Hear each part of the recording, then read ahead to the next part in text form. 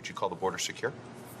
The border is secure, but we also have a broken immigration system, in particular over the last 4 years before we came in, and it needs to be fixed. We're going to have 2 million people cross this border for the first time ever. You're confident this border is secure? We have a secure border in that is a priority for any nation, including ours and our administration. The U.S. has already broken a fiscal year record for border apprehensions. California Congressman and House Minority Leader Kevin McCarthy joins me. Good evening, sir, and let me start right with the Vice President. She says the border is secure. Do you agree? No. What hypocrisy. They made this border insecure. She's only been there one time in the 41-year history of the president in elected office. He's pretty much never been there that we have a record of. They have created this, and for them to complain after 50 people showed up is amazing to me. It shows the hypocrisy of what the Democrats have. They have now made every city in America a border city. Our border is a national security problem now, but it's not just that 2 million people are walking across this border when John Pierre doesn't even know how people come across the border. But what's happening now is it's killing 100,000 Americans every single day because fentanyl is coming with them. Do you realize that 300 people will be poisoned and died today from fentanyl? That's like a full commercial airline crashing every single day in America, and the White House doesn't believe it's a crisis. But that's not the only thing that's coming across the border as well. There's people on the terrorist watch list. I actually brought this forward on one of my earlier trips to the border a year and a half ago, and the White House tried to deny it. And once we proved it, they tried to keep the numbers away from us. But people are coming from Yemen and others. Why are these people on the terrorist watch list coming into America, and what do they have planned? This is a crisis created by this Biden administration. The vice president's supposed to be in charge, and she doesn't even know what's happening there. Are the people who are coming across the border the ones that are being bussed and being put on planes by Governor Abbott and Governor DeSantis? Are they props? Former Secretary of State Hillary Clinton says it's human trafficking. I mean, how do you describe what is being done with these people? Well, how are they props if thousands of people are being put on airplanes late at night and trying to be disguised, but being flown by the U.S. government into cities that the president's not telling them about? He's flying more. The human trafficking is happening when you interview these people coming across the borders. They think the border is wide open and that they're supposed to come because President Biden told them to. How many people are being human trafficking across this? These cartels are making $1 billion a month. These individuals have to pay them back.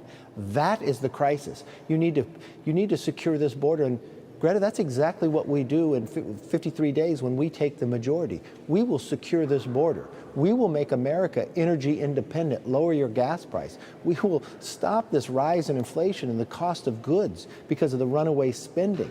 We'll also give parents a parents' bill of rights that they have a say in their kids' education.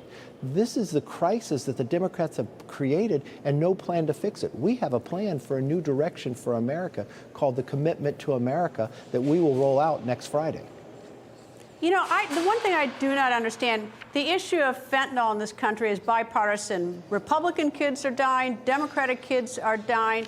You note that it's 300 a day, which is like an airplane crashing every day.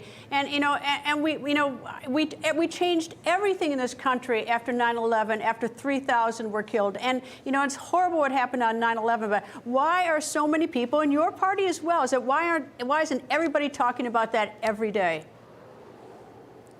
I will tell you, the Republicans are talking about it, and we've tried to move legislation to stop this. What's happening is it's because the border is open. You have to understand where this comes from. The chemicals come from China. The cartels make a fortune and send across. But let me tell you how personal it is, because every city is now a border city. In my hometown last Friday in Bakersfield, California, in a junior high, this is 7th and 8th graders, a 13-year-old brought 150 fentanyl pills disguised as another drug, like a pharmaceutical. The counselor found it. And when I read the police report, you know what the police report said? That they had to call an ambulance because the counselor didn't take a pill. He absorbed it just by touching it, and he started to OD. They had to give him a Narcan to be able to bring him back. He was back in the hospital. Democrats actually fight me about that information. That's the challenge that we're having in every single city across America. All right, Speaker of the House was applauded by many Republicans. What you're finding with the fentanyl deaths, they're happening across America in every person's family. It's kids who are going to school that are getting straight A's, that are looking on Snapchat, that think they're buying Xanax on the weekend or something to help them study longer, and then they're not waking up because the drug is being laced. We watched this summer kids from West Point ODing down in Florida. 2 of them who OD'd didn't take the drug. They simply gave mouth to mouth to the other 4 who did. This is an epidemic in our country because our border is open, and for the Democrats to call hypocrisy because you ship 50 people to Martha Vineyards, a place I've never been, to say it's some type of human trafficking, when they're moving thousands of people every night into different parts of the country, not telling the cities that they're doing it. But they need to secure this border. That's a responsibility of the federal government. What the governors are doing is not wrong. It is right to raise the issue. All right, let me turn now to one other question. Former Speaker of the House, when she went to Taiwan, she was applauded both sides of the aisle for showing sort of a muscular treatment towards China. She's now going to Armenia, where there is also a war going on. There is a war going on, and you've got the situation where Erdogan, who is the president of Turkey, is not necessarily happy that she's there. What do you think about her going to Armenia? Well, these type of issues of where she goes, if she really wanted to make a statement, you would speak as one voice. It's just like when she went to Ukraine. Did she take any Democrats with her? Nobody else in Congress goes on a foreign trip without Republicans and Democrats going together. So when you really boil it down, it's more about Nancy Pelosi. It's her farewell tour. Why wouldn't she care about what's happening in America today? Is she really doing it in the best nature and the best timing of when to go? Is she working with one voice? Are we moving legislation on the floor of anything? No, it's more about herself. And that creates real problems, especially when it comes to foreign policy and others. Now, I stand with Taiwan, but what's happening is it's Nancy Pelosi is making it about herself.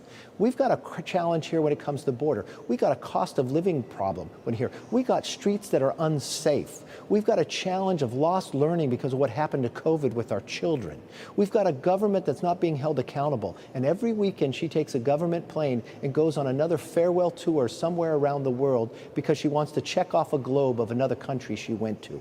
And if she was serious about doing something, she would make it about Republicans and Democrats together.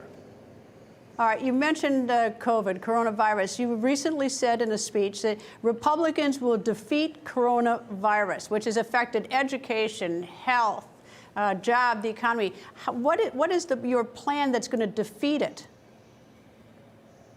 Well, first of all, we're going to see where it originated from. If you don't know where it started from, how are you ever going to defeat it? Secondly, we have a whole generation of lost learning for our children across America.